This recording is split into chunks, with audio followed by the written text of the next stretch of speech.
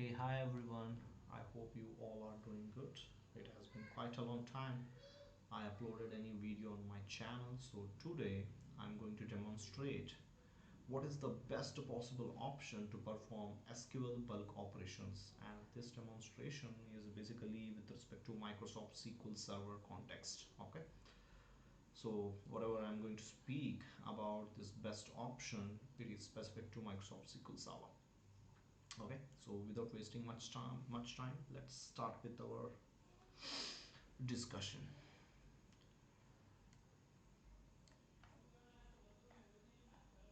So what are the various options available for bulk operations?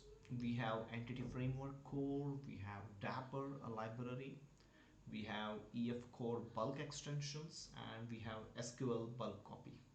Out of these, Dapper and EF core bulk extensions are basically some external libraries provided by the external authors, and especially when it comes to EF core bulk extensions, these are some licensed libraries for which you need to pay some subscription amount in order to make use of them.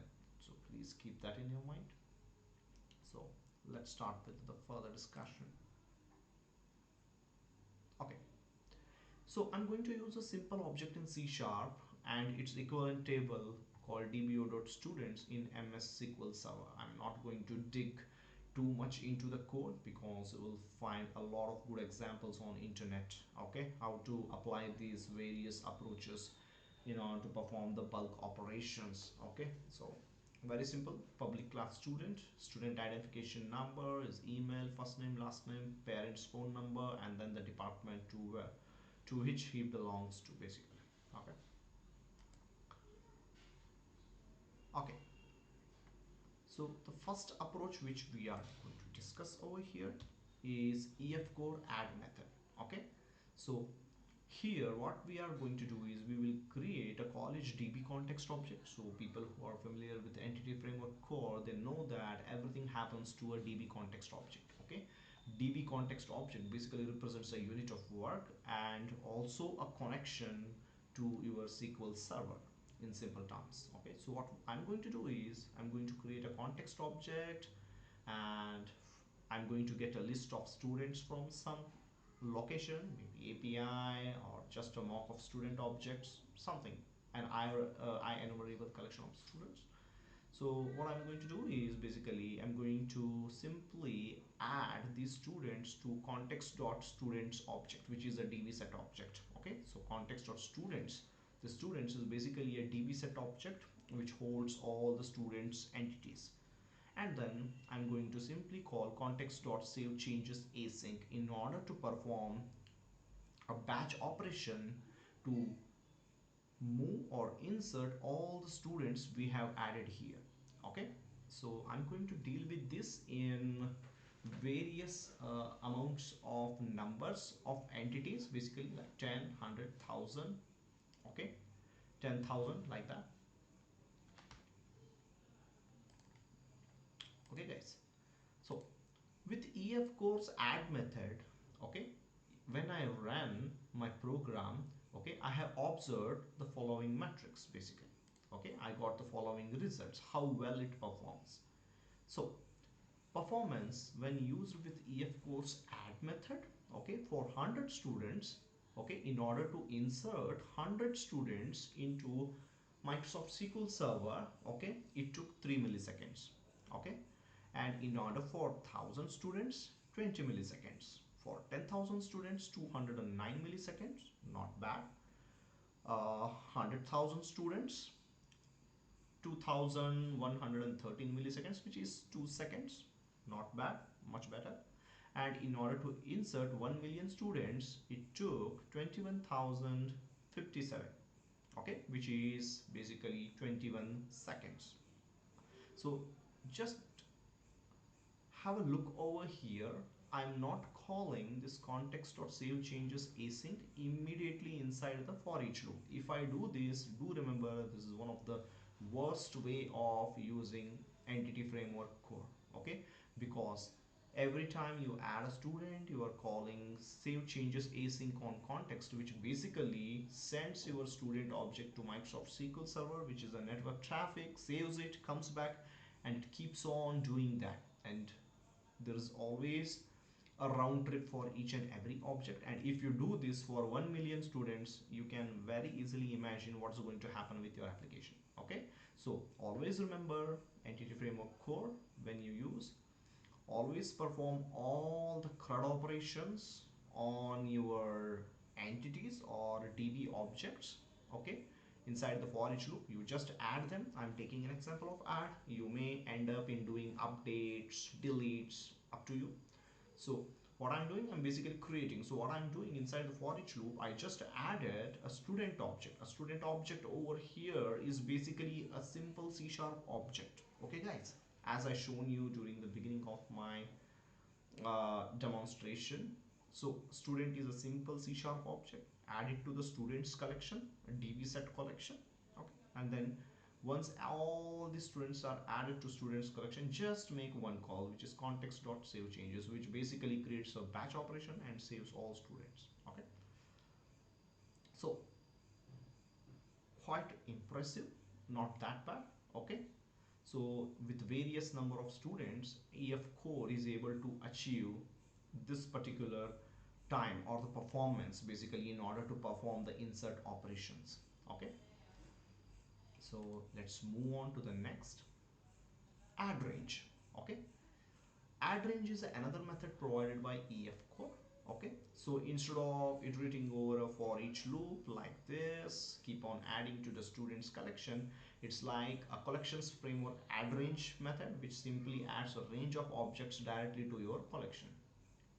So here what I'm going to do is I will create my context object, that's a college DB context.students.addRange. So no need to run the for each loop. At one shot all the objects are added to the collection, and then I will call the context.savechanges async. I should see pretty much similar results with the add.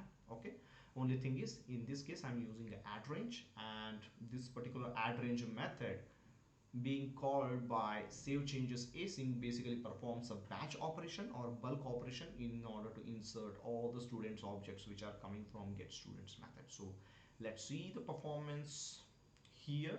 Okay, if you see the time required or the time taken to insert 100 students 2 milliseconds, which is pretty much same as add method of EF core. 1000 students 21 milliseconds, very good. 10,203 milliseconds. 100,000 students 2 seconds, and 1 million students, which is 21 seconds. Not that bad guys. Okay, actually much better I would say, because EF core has received lots of boost basically, and also a lot of, I would say, enhancements and performance improvements from the ground level. That's why nowadays EF core's performance can be easily compared with the Dapper library. Okay, it's not equal to Dapper but almost equivalent to Dapper's performance. So the next thing I'm going to explain is Dapper, the Dapper library, a very simple library which is basically used to perform this object mapping to your SQL Server table entities or table records. Okay, Dapper is a simple SQL to object mapper for .NET, and yeah, it allows you to easily insert collection of objects to your database tables. So this is a code snippet which I used to demonstrate the Dapper's way of inserting bulk number of records. So I'm going to create a SQL connection object pretty much like your ADO.NET, but it differs in the way it executes it. Okay, so I constructed a ADO.NET SQL connection object. I open the connection inside the using statement, and then I specify a query here, insert into students, and these are my columns, and then how these values being read from your C# object, and how we read those C# object properties mapping to the database table columns by this method connection.execute async. You will give your query and then you call the get students method. So basically each and every student properties will be mapped to the column names and the insertion will take place. Very simple library. Okay, when performance is highest priority, Dapper is also a preferred approach. But let's see the numbers first. When it comes to performance, how long it takes to insert our specified set of records. So performance with Dapper to insert 100 students, it took 9 milliseconds. But if I compare this with my EF course add range, can you see EF course add range is doing much better, just 2 milliseconds guys. Okay, and then to insert 1000 students, 109 milliseconds, whereas EF course add range, how much it took, 21 milliseconds. Much better than Dapper. Okay, and then for 10,000 students, it took 1 second to insert, that is 1100 milliseconds basically. Okay, so to insert 10,000 students, it took 1 second, whereas EF core took only 203 milliseconds. Again, EF core on the top. Now to insert 100,000 records or students, it took 11,100 milliseconds. Too much, right? It took 11 seconds guys, but let's see how much EF core took. Yeah, to insert 100,000 students, EF core took only 2 seconds. Much better than Dapper. Okay, and finally 1 million students, it's too much guys. 1,13,027 milliseconds, so divided by 1000, which comes to 113 seconds. Very bad. Okay, but if I check this with add range, it took 21,501, which is divided by 1000 will give me 21 seconds. So EF core is doing much better compared to Dapper now. Okay, these numbers vary based on the complexity of the object you are trying to insert. I have used a very simple object which I have shown you people already. Okay, so again, Dapper is a preferred approach for performing bulk DB operations, but with EF core is performing much better. Earlier, the entity framework's performance was not that good compared to Dapper, but with the .NET Core equivalent of entity frameworks, the new version of entity framework core libraries released, they have concentrated much on the performance, and that's why the benchmarks are almost equivalent to Dapper's benchmarks, guys. So that's why we are seeing a good performance boost with EF core. Okay, so it was a very known concern for most of the .NET community or developers that EF core's performance is not that, it's not up to that level, and there was always a hesitation using that. But now with EF core, I think we can go ahead and use it. Okay, instead of dealing with this kind of queries and all those stuffs, I think you can use a structured object oriented ORM provided by Microsoft to perform bulk operations. Now, so we saw what's going on with Dapper's approach, what were the performance related numbers or metrics. Now we will go on to see the entity framework extensions. Okay, the entity framework extensions or bulk extensions are the libraries provided by third parties. Okay, one such library which I have used is z.entity framework from triple Z or Z. So this library performs much better compared to entity frameworks built-in methods like add or add range. Okay, so if you want a real performance boost of your bulk operations, I would really suggest making use of this third party libraries. But the catch is that these are paid licenses, so you have to buy these licenses in order to make use of them. Okay, so here pretty simple, you construct the, see, the beauty of these libraries is that they work very close with entity framework. So There is no big syntactical differences the way we saw in case of Dapper, because in case of Dapper we started introducing queries and all, but here these bulk extensions libraries works very close with EF core, so syntax will remain same. You will construct the context object. Okay, so I constructed my college DB context object, and then I called on context bulk insert async. You have both async version of your bulk insert and normal bulk insert synchronous version also. Based on your need, you can make use of that. Same way you have bulk insert, bulk delete, updation. If you go through the libraries documentation, you will find all the possible needs we basically come across when we perform bulk operations, so you will get the equivalent method. So what does this do is, when you call this await context dot bulk insert async, it simply gets millions of students, whatever number you pass, and performs the bulk insert. And if I see the performance numbers, okay, see a performance with the bulk extensions library, that's with z dot entity framework. Can you see 100 students just 1.8 milliseconds, 1000 students 9 milliseconds, much better than EF core guys. 10,000 students just 78 milliseconds, and 100,000 students just 737 milliseconds. Very easily comparable.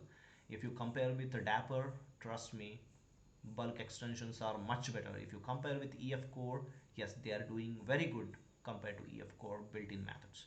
And in order to insert 1 million students, just 8400 milliseconds, that is 8 seconds. When you compare this number with Dapper, Dapper took more than 100 seconds. Not at all fitting into the equation. When performance is of utmost high priority, I won't recommend Dapper there. Okay. And if I compare this with EF course add range or add method, still it took 20 or 21 seconds. Okay. Again, bulk extension sits on top of EF core when it comes to bulk operations. Okay.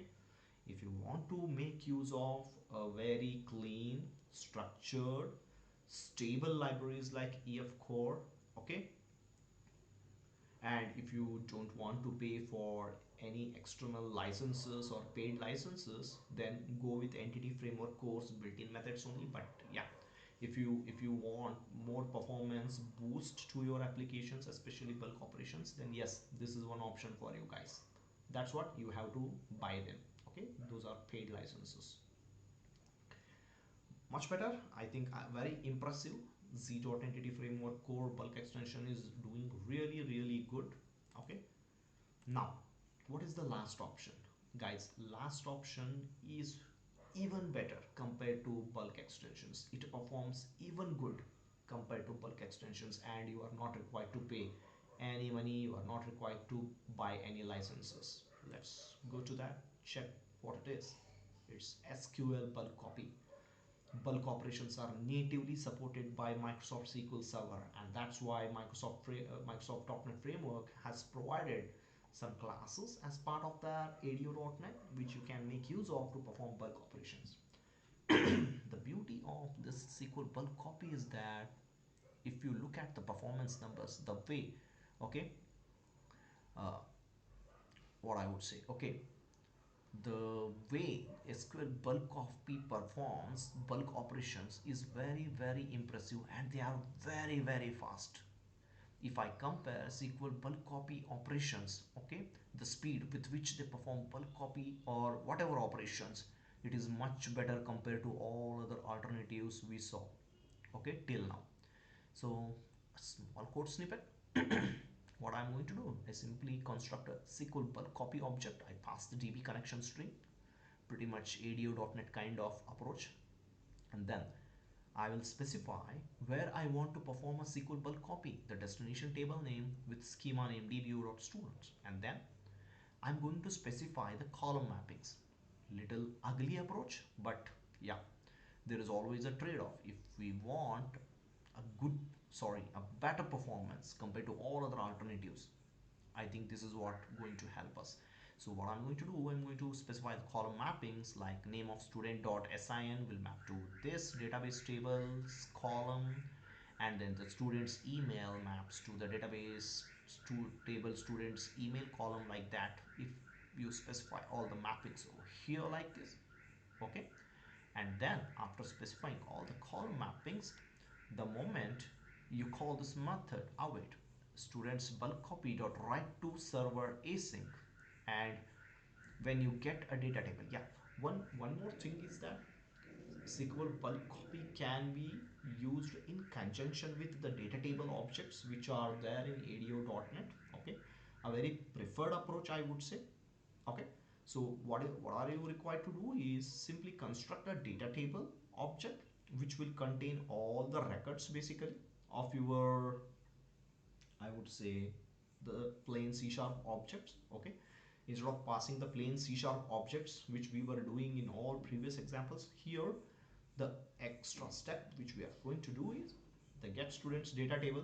What it's going to do is it will take all your plain old C sharp objects pocos. Okay, and those objects will be filled into a data table as rows, and rest the SQL bulk copy, you will automatically read that data table and writes your data to SQL Server. Okay, lot of examples are there on internet, you can explore on that.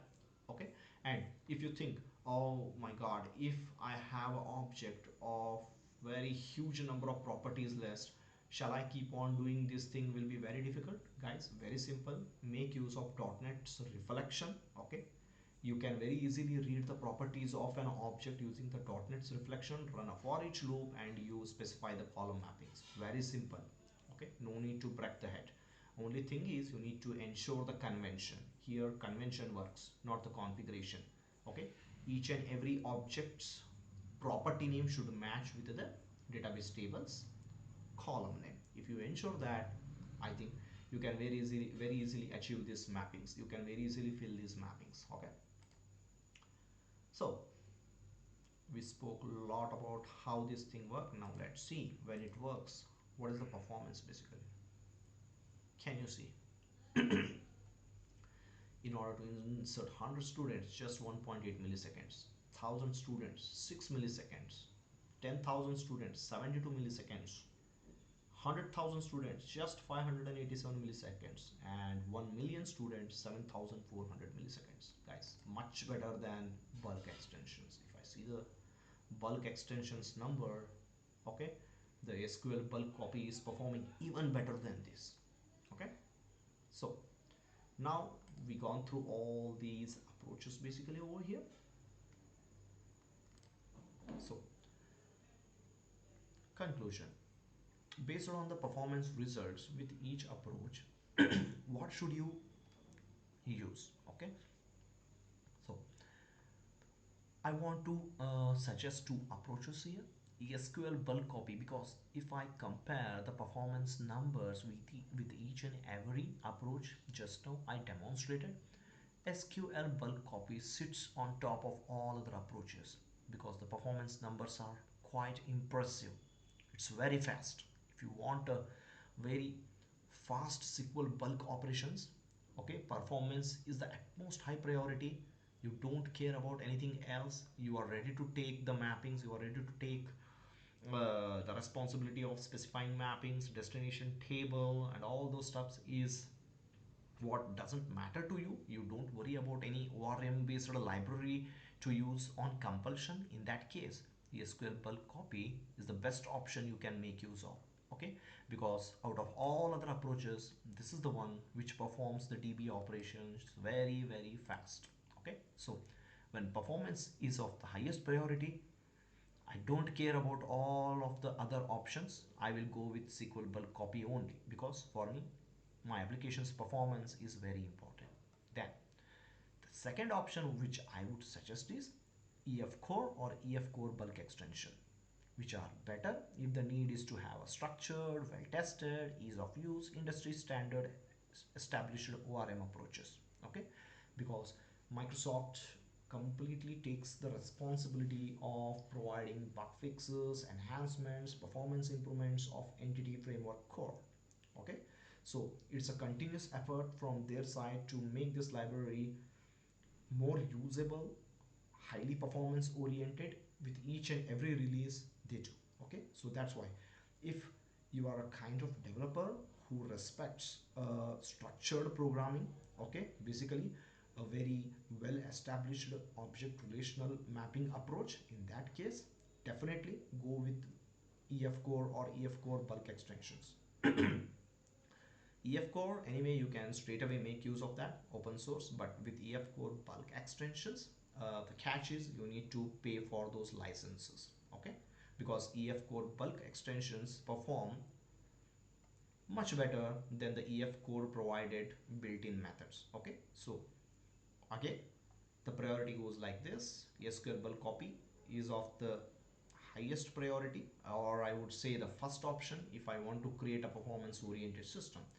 Then if I'm okay that I want to go with the ORM based approaches, I want to use a stable library, I want to get rid of most of the heavy uplifting uh, which is already done by the Microsoft's EF core side, which you don't want to do basically. Okay, then definitely you can go with EF core or EF core bulk extensions. Okay, so that's what I wanted to discuss today.